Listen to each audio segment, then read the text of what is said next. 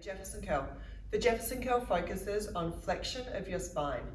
Often when we look at spinal mobility, we're tempted just to think about back extensions, so bridges, but it's really important to make sure that the spine can relax and flex forward as well. When we're doing this Jefferson Curl, we're not looking for the depth of the motion, but we're looking at how your spine articulates on its way down. So I'm going to stand side on first of all so you can see the curve of my back. And initially, as we start to tip forward, I'm going to begin thinking about this top section of my spine, so up where my head sits, and just trying to create flexion through those first few cervical vertebrae. And I continue to roll down in the same manner, keeping the shoulders relaxed, starting to flex through my upper thoracic, my mid-thoracic. And that will slowly come down through the lumbar. Arms are staying nice and heavy, head is relaxed.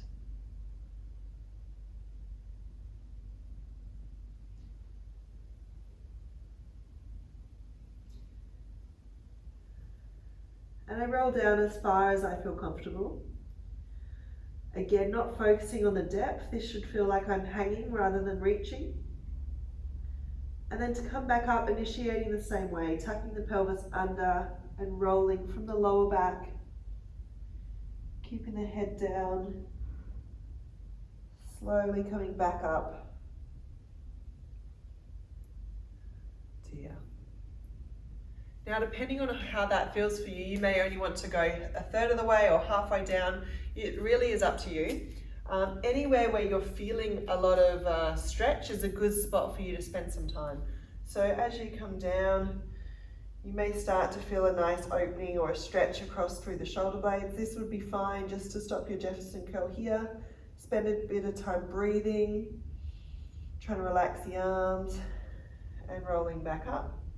Or you can pause there and then continue all the way down. It's really up to you. If you're feeling a lot of lower back pain and that's coming on early, such as as you drop your head, it's jumping straight to your lower back. Try bending the knees and tucking the hips a little more. So exaggerate this anchored pelvic position here and roll down from here. If it's really very dominant in the lower back, you may only want to go halfway down and back up again, focusing on getting the top half of your spine to move. As you become a bit more familiar with this stretch, you can start to add some load. So I'm standing up on a step because I want to be able to hang deeper than the ground. And then the weight here, I've just got a 10 kilo dumbbell. You can do this with anything from 5 kilos and up. Somewhere between 5 and 20 kilos is probably something to work with. The weight shouldn't feel heavy enough that I have to hold on. You want to make sure the weight feels light enough that you can continue to relax. And then as heavy as you like, slowly building tolerance.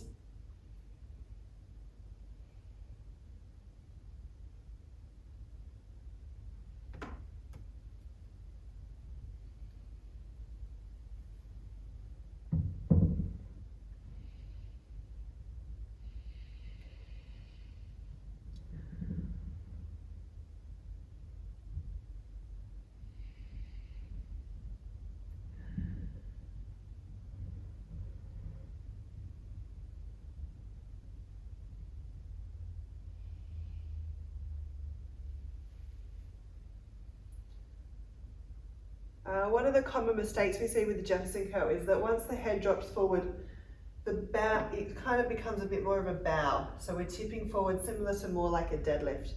We want to avoid this hip hinge and try to articulate through the spine like this. A nice addition you can add to this is as you reach the bottom, dropping the hips down and coming into a nice squat if you have the mobility to do so.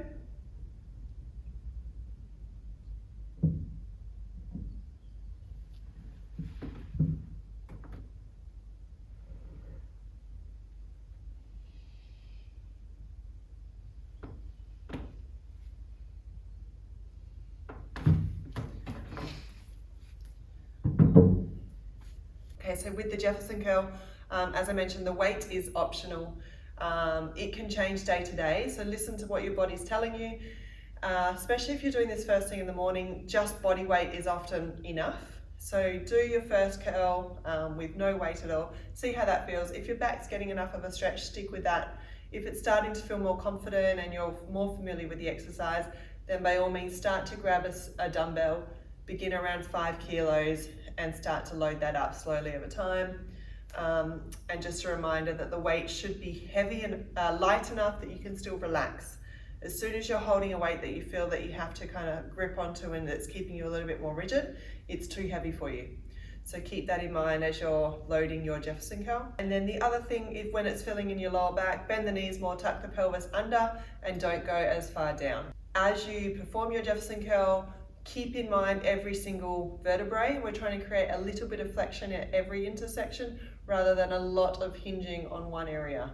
So it's more about how we travel down into the Jefferson Curl than just getting to the bottom.